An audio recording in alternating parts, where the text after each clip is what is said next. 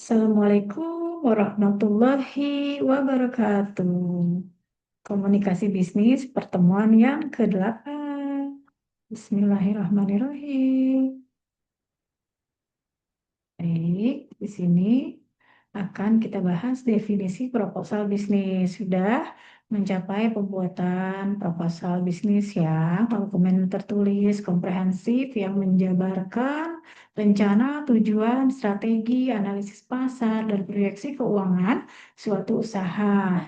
Dokumen ini berfungsi sebagai alat persuasif untuk meyakinkan calon investor, mitra, atau klien agar mendukung dan bekerja sama dalam mengembangkan bisnis tersebut.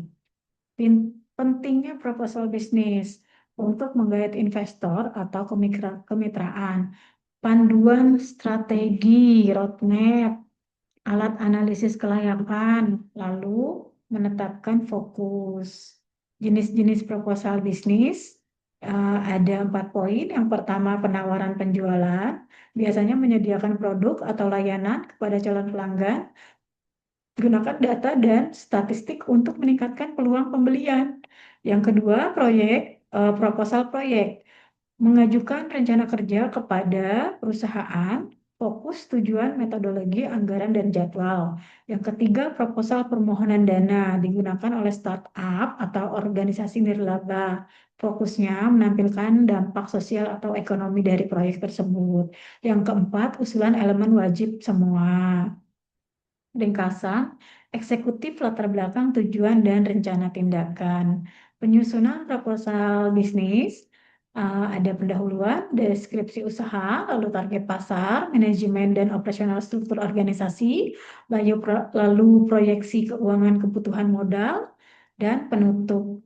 Definisi laporan bisnis adalah dokumen tertulis yang menyajikan fakta, tujuan, data terstruktur, dan analisis kinerja perusahaan untuk mendukung pengambilan keputusan strategi dan pemeliharaan operasional biasanya disajikan secara berkala, bulanan atau tahunan kepada pemangku kepentingan. Laporan ini berfungsi mencakup KPI, memberikan akuntabilitas,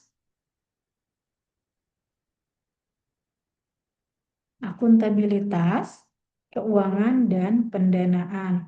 Pentingnya laporan bisnis ada 4 poin. Yang pertama, dasar pengambilan keputusan. Menyediakan data tujuan bagi manajemen untuk memutuskan strategi berikutnya, ekspansi, perbaikan, atau izin produk, pengawasan operasional, kredibilitas dan evaluasi kinerja, lalu memenuhi kewajiban hukum. Selanjutnya elemen kunci laporan bisnis. Nah, ada 5 poin di sini. Yang pertama ringkasan eksekutif, yang kedua latar belakang dan konteks, yang ketiga data dan statistik, yang keempat analisis mendalam, yang kelima rekomendasi dan kesimpulan, memberikan arahan langkah selanjutnya berdasarkan temuan. Proses penyusunan laporan bisnis. Ada 5 poin juga. Yang pertama, perencanaan menunjukkan tujuan, audiens, dan informasi yang diperlukan. Yang kedua itu pengumpulan data. Yang ketiga, penyusunan draft. Yang keempat, revisi dan penyuntingan. Yang kelima, penyampaian. Dikirimkan tepat waktu dalam format yang sesuai. Terima kasih untuk pertemuan yang ke-8 pada hari ini. Wabillahi taufiq wal hidayah. Wassalamualaikum warahmatullahi wabarakatuh.